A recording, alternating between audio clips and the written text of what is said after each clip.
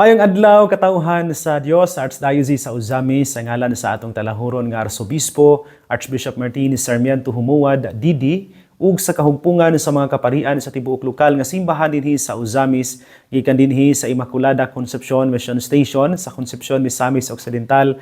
Kini na usab si Father Jesse Langga maghatod kaninyo sa pamalandong karong adlaw karon nga Martes sa ikalima nga semana sa ordinaryong panahon diha sa kalendaryo sa atong simbahan. Pebrero 6, 2024. Karon usab nga adlaw mga igsuon, atong gisaulog ang kapiyastahan ni San Pedro Bautista, San Pablo Miki ug mga kauban, mga martir.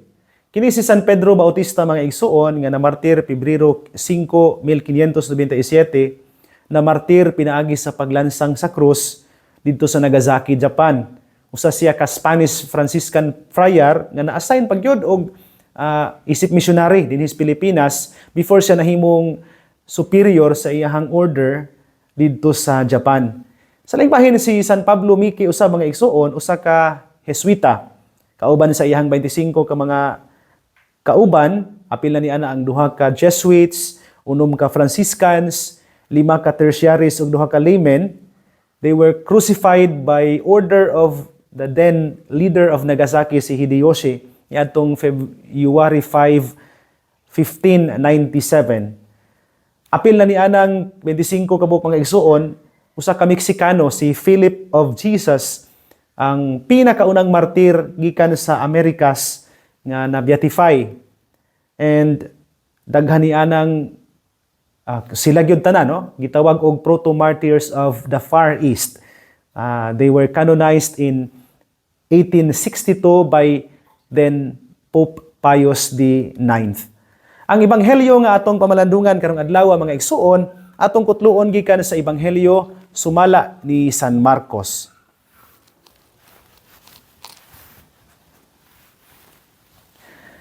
Ang mga Pariseyo ug pipila sa mga magtutudlo sa balaod nga gikan sa Jerusalem mialirong kang Hesus ug namatikda nila nga may mga tinun-an ni Hesus nga nangaon nga hugaw ug kamot. Sa ato pa, wala sila makapanghunaw sumala sa paagi nga gitudlo sa mga Pariseyo nga buhaton sa mga tao. Kaya mga Hudiyo god, labi na ang mga Pariseyo, nagtuman man sa mga gitudlo sa ilang katigulangan. Dili mukaon ang mga Pariseyo kung dili una sila makapanghunaw sa hustong paagi. Ni mukaon sila o bisan unsa nga gikan sa merkado kung dili pa nila kini kahugasan. May daghan pang mga sugo nga ilang nadawat ug gituman ingon pananglit sa hustong paagi sa paghugas sa mga tasa, mga kulon, mga panaksan nga tumbaga ug mga higdaanan. Busa nangutana kang Hesus ang mga Pariseyo ug ang mga magtutudlo sa balaod, ngano ba ang imong mga tinun-an wala man magtuman sa mga sugo nga gibilin sa atong mga katigulangan, kun dili nangaon hinuon nga hugaw ug kamot? Si Hesus mitubag kanila, wala gayud masayop si Isaias sa iyang gipanagna mahitungod kaninyo, mga tigpakaaron ingnon kamo. Sumala sa giingon sa Dios nga gisulat ni Isaias, kining mga tawhana nagpasidungog kanako sa pulong lamang, apan ang ilang kasing-kasing halayo kanako. Kawang lamang ang ilang pagsimba kanako, kay ilang gitudlo nga balaod sa Dios ang mga sugo nga hinimo lamang sa tao. Ug midugang si Jesus sa pag-ingon, gipasagda ninyo ang mga sugo sa Dios ug mauhinuoy inyong gituman ang mga pagtulun-an nga iya sa tao. Ug miingon pagayod si Jesus, maantigo gayud kamo nga mosalikway sa balaod sa Dios aron lamang matuman ang inyong kaugalingong pagtulun-an. Kay nagsugo si Moises tahura ang imong amahan ug ginahan, ug ang magsultig dautan batok sa iyang amahan ug ginahan kinahanglan patyon. Apan kamo nagtudlo nga kung ang usa ka tawo may butang nga iya untang ikatabang sa iyang amahan ug ginahan, apan moingon siya, kurban kini, nga sa ato pa iya kini sa Dios, dili na kinahanglan nga siya mutabang pa sa iyang amahan ug ginahan. Niining paagiha wala ninyo itudlo ang pulong sa Dios diha sa mga pagtulun-an nga inyong gipasunod sa uban, ug daghan pang mga butang nga sama niini nga inyong gibuhat. Ang ebanghelyo sa Ginoo. Daygon ikaw o Kristo. Mga igsoon ko din ni Kristo, maayong adlaw pag-usab kaninyong tanan. I think we will agree on this. Laws are meant to serve and promote the welfare of humankind. Wala gyud laing tumong og hinungdan mga igsoon ang mga balaod. It's to serve and to promote the welfare of humankind. Para gyud na sa kaayuhan, alang sa kaayuhan sa tanan. Pero di ba makapangutana sad ta og gani mahingang hata pag-ayo tungod kay daghan kaayong mga balaod nga hinimo sa tao nga nahimo namang hinuong hinungdan sa kagubot ug kaguliyang. Dili naman hinuon aron alagaran ug hatagag bili ang dignidad sa tao. While the intent of the law is goodness, there could be problems in its implementations. Nga naman, tungod kay diha, bisan kung tuyo sa balaod ang kaayo, diha sa pag-implementar sa balaod, pwede man siyang sakyan o dautan nga tumong o gunahuna. Hinungdan nga mahimong rason nga imbis kaayuhan ang tuyo, nahimong dautan ang resulta. In reality, dunaray duha ka unwritten law sulod sa kasing-kasing sa tao. Duha, two kinds, duha ka klase. Ang usa, that which inspires the person to do good. Kana kunong magdasig sa tao aron nga muhimog maayo. Ang usa, the one that tempts the person to do evil. Kung ang usa ang mutumong alang sa pagbuhat og maayo, ang usa pod ang mu bira sa tao aron muhimo og dautan. Diya sa Ebanghelyo mga igsuon, si Jesus nagtudlo karon sa mga tinun-an kung unsa gayud ang labing importante nga dugukan aron nga ang balaod mahimong maayo alang sa tanan. Diya man sa Ebanghelyo mga igsuon, gisaway ni Jesus ang disposasyon sa mga Pariseyo.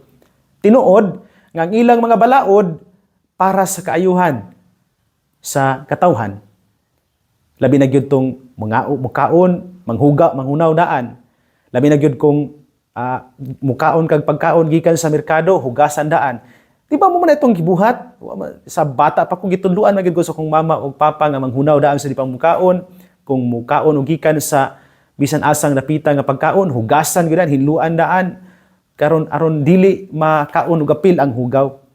Pero dinhi sa Ebanghelyo, na sobra kaayo ang pagtan-aw sa mga Pariseyo sa balaod nga diha sa ilahang paghatag og sobrang bilis sa balaod, natalikdan nila og nababagan nga mahimong focus nila diha sa pagtuman sa balaod ang kaayuhan sa iling isig ka tawo. Ang giingon sa Ebanghelyo, wala manghunaw ang mga tinun-an ni Jesus sa paagi nga gilagda sa mga Hudiyo o sa mga Pariseyo. But pasabot nga dili tungod kay wa gid manghunaw ang mga tinun-an, kundili wala lang manghunaw sa paagi nga ilang gilagda. Kadtog yung ilang gisunod nga lagda. Nalimot sila mga igsuon nga dili man ang detalye sa kung unsaon pagpanghunaw ang importante, kundili ang detalye sa kung para asa o kung sa hinungdan nga dunay balaod.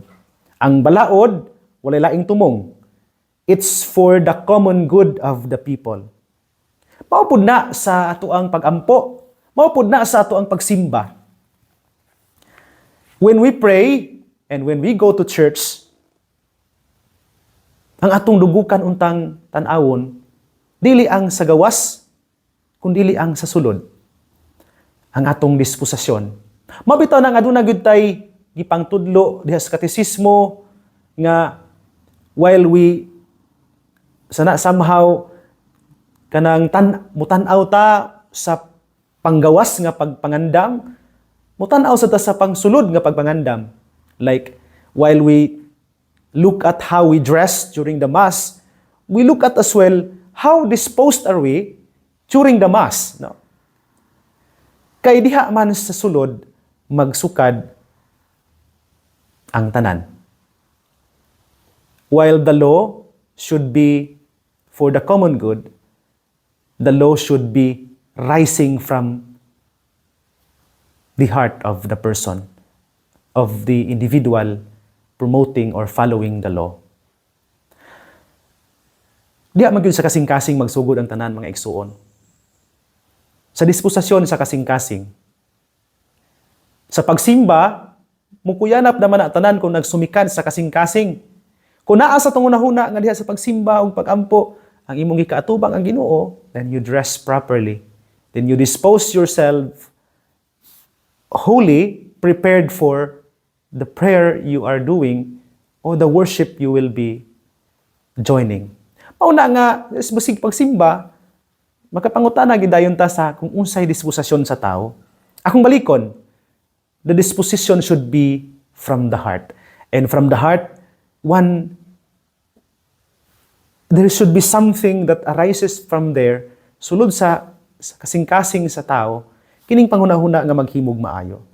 And diha na dayon mo sukod ang tanan. When you do things from the heart, from your disposition, when you pray from the heart, pray through the heart, when you pray with your heart, diha na dayon ang talagsaong kausaban sa tao. Pero kung taman raganis gawas, sige lang tagbagi-bi, taghan kay tagpamulong, istorya des pagampo, isulti des pagampo, pero ang atong kasing-kasing hunahuna wala diha sa pagampo. Naunsa man ta sa pagampo. The religious traditions of the Jews, mga igsoon, as enshrined in their laws, kaya naaman yun na sa ilang balaod, murag naapil na diha ba ang ilang tradisyon, sa ilang mga balaod, where originally, they were established to bring the heart of the worshipper towards God. Katugyod, diha sa balaod, ang tao mahimong makabaton o kasing-kasing, nga wala laing gihuna-huna, gihigugma, gipangga, gisimba ang Ginoo.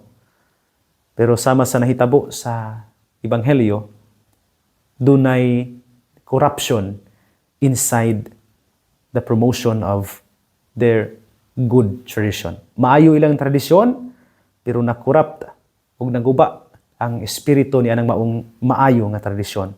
Mauni nga diha sa Ebanghelyo miingon si Jesus, "These people honors me with their words, panang ilang kasing-kasing halayo kanako.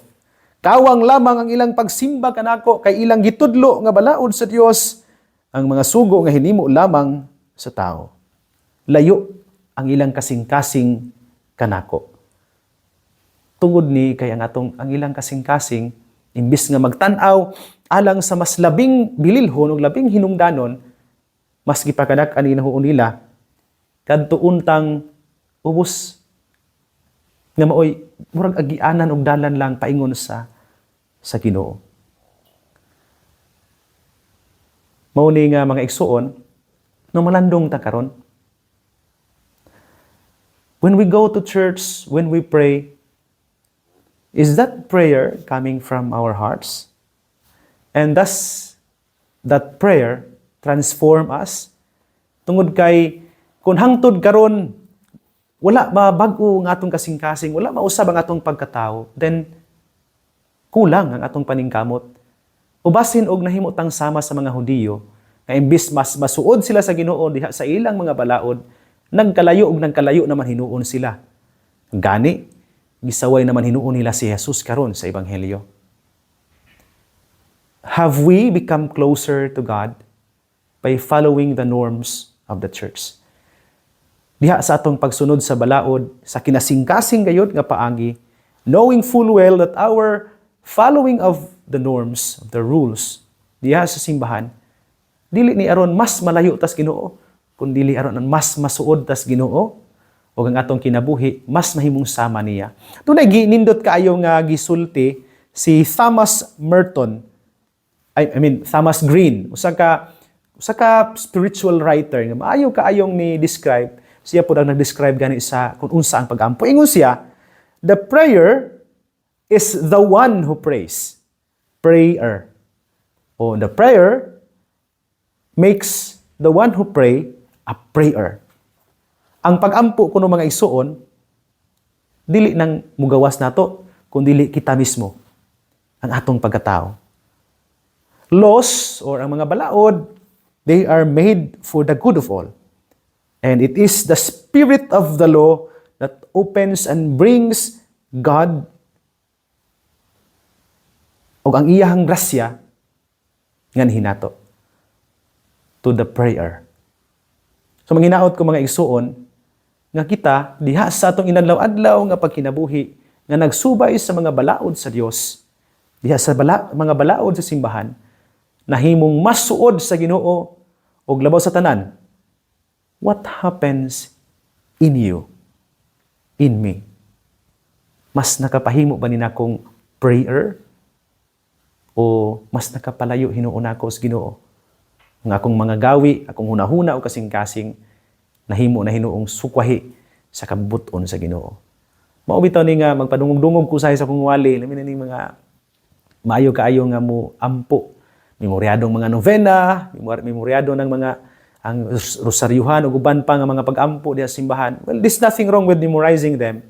Pero manaway gyud ko labi na ni anang maayo kaayong mag-ampo, may kang novena pero wala ba makinabuhi ang ilang pag-ampo. Kadumdum ko sa istorya may tungod nining sa ka matrona, maayo gyud kay mo ampo. Nya samtang alas 6 sa hapon na, paingon na mga alas 6, nanawag na siya sa mga kauban sa balay, labi na ito mga kauban sa tindahan, kinaman si tindahan. Yung sa Inday, manakag takos diha og kinilo nga kuan mga asukar o mga asin. Tubag po ng iyahang tindira. Humana, madam, no? Sige. Ayan lang po, nagsaktuha kayo diha og usa ka kilo yun. Kuha mga usa ka gramo diha, no? Gatakaw sa kong bugas, maupo na yung giingon. Pagkataod-taod, kung mahumana ka diha sa kanan diri kay magrosaryo ta. Kung balikon, the prayer is the one who prays. And prayer should makes the person praying a prayer. Nanginaot ko mga igsuon akong balikon that every time we follow the norms of the church and the laws of the Lord, dili unta ta mas malayo niya, kung dili mas maduol o mahimong suod niya. Kunya ang atong mga kinabuhi, pinagi sa atong mga buhat, sa mga pulong, sa atong unahuna o kasing-kasing, magdala nato ngadto sa pagkahisama gayud kang Hesus atong Ginoo. Hinaot pa unta. Mga igsoon, hindi na lang kukuto, bapan sa dili pa nako tapuson kining pamalandong, tuguti una ako sa pagtunol sa akong greetings sa tanan karong adlaw nagsunod dining atong programa. Kaninyong tanan, daghan ug daghan gayud kaayo nga salamat. Please pray for the success of the Diocesan Clergy of Mindanao Convention nga naa karon nahitabo sa Marbel, no? Salamat kay sa inyong mga pag-ampo para sa safe travel sa mga kaparian, sa Archdiocese kauban ni Archbishop. Salamat po sa inyong makanunayong suporta, no? Alang kanamong inyong mga kaparian. Salamat sa mga nagsunod nining programa, labi na karon nga nagtan-aw diha sa ilang tagsa sa kapanimalay, sila nga naa sa ilahang mga buhatan, mga trabahuanan, kaninyong tanan maayong adlaw ug maayong buntag. Ako pod nga greetings sa mga nahimong instrumento aron nga kining maong pamalandong mahimong mapalapnag ug ma-share ngadto sa uban, labi na gyud kadtong nagtan-aw nato karon ug nag-share nining pamalandong diha sa ato ang mga social media platforms. Kaninyong tanan, daghan kaayong salamat kang Ma'am Elizel ug Julius Bungabong, kang Kuya Antonio ug Ate Allen Go and family, kang Ate Cheche Yap and family, kang ganapod kang Sir Ryan ug Ate Anging Oliveros, mga taga sa Pangdalaga, mga naa diha, mga nagtan-aw sa Facebook ug YouTube nga mga silingan, mga kaila, kaparentihan nako, salamat kay ninyo. Ang mga kaparentihan di Astudela, no, salamat ninyo diha. Sa mga naapod sa layong dapit, no, labi na gyud sa akong mga igagaw, sila na As Manila, no, kang Gary Vinia Jr., salamat kaayo. Sa Vinia family, salamat. Labi na gyud kang Mayor Jesse Vinia, no, sa iyang bana pod si Tatay Juan de Vinia, salamat kaayo ninyo sa inyong makanunayon nga suporta nato. Salamat usab sa daghan kaayong mga mga pagpadayag sa pagpasuporta nining programa. Pinaagi sa inyong pag-tune in sa atong radio station ng DXDD. Salamat kay ninyo kang Sir Manuel Ronquillo ug sa mga kauban sa DXDD. Salamat kayo sa inyong makanunayon nga pagsuporta o pagtabang, no, alang nining mao nga katuyuan sa pagpalapnag sa maayong balita dinhi ining atong pulpito sa kahanginan. Mga igsuon din hinalang kukuto bayog kalimot, ang pulong sa Dios ang ayan gayud nga pamation, pamalandungan ug paningkamutan nga mapuy-an. Bulahan ang tawo nga naningkamot magpuyo sa pulong ni Jesus kay sama siya sa usa ka kahoy nga gitanom daplin sa sapa kansang mga dahon bisan kunting init dili gayud malaya timpo sa tingbunga muhatag usab siya kanunay maayong bunga. Igsuon ugma na usab uban sa panabang ug pangama sa atong mahal nga inahan si Santa Maria atong gitawag mga misamisnon ug ang birhen sa kuta ang Dios sa kanunay magapanalangin unta kaninyo. Sa ngalan sa Amahan ug sa Anak ug sa Espiritu Santo. Amen. Magamping ug magampo kanunay igsuon ug akong panghinaot sa imong pagampo nahimong sama kagayod sa Ginoo.